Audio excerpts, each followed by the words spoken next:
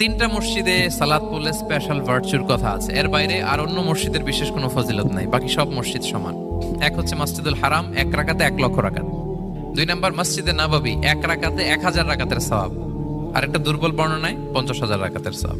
3 নম্বরে এই মসজিদুল আকসা, 1 রাকাতে 500 রাকাতের সওয়াব। এই 3 মসজিদে যেন আমরা যে সালাত আদায় করতে পারি, আল্লাহ তুমি তৌফিক দান করো। 2 মসজিদে তো একেবারেই সহজ যাওয়া, মক্কা মদিনাতে।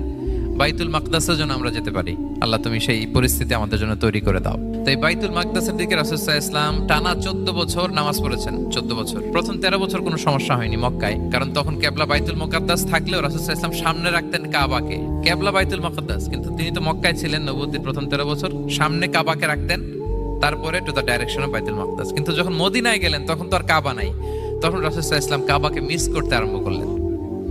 আর প্রায় আল্লাহর কাছে কামনা করতেন, আমার বংশের গোড়া ইব্রাহিম আলাইহিস সালামের রুট যেখানে, আমার জন্মস্থান, সেই কাবার দিকে যদি আবার কিবলাটা ফিরিয়ে দেয়া হতো। কদ নারা তাকাল্লুবা ওয়াজহিকা ফিস সামা ফালানুওয়াল্লিয়ান্নাকা কিবলাতান তারদাহা।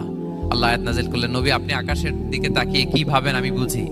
আপনি চান কিবলা যেন আমি মক্কার দিকে ঘুরিয়ে দেই, আল্লাহ তাআলা ঘুরিয়ে দিলেন। আল্লাহ বলেন ফাওয়াল্লি ওয়াজহাকা শাতরাল মসজিদিল হারাম, এখন থেকে মসজিদুল হারামের দিকে আপনি টু দ্য ডাইরেকশন অফ কিবলা নামাজ পড়বেন। কিবলা চেঞ্জ হয়ে গেল। তো মদিনায় যে 16-17 মাস আর মক্কায় 13 বছর, মোট 14 বছর আল্লাহর হাবিব সাল্লাল্লাহু আলাইহি ওয়াসাল্লাম এই মসজিদুল আকসার দিকেই হয়ে তিনি নামাজ পড়েছেন। এটা আমাদের আগের কিবলা ছিল।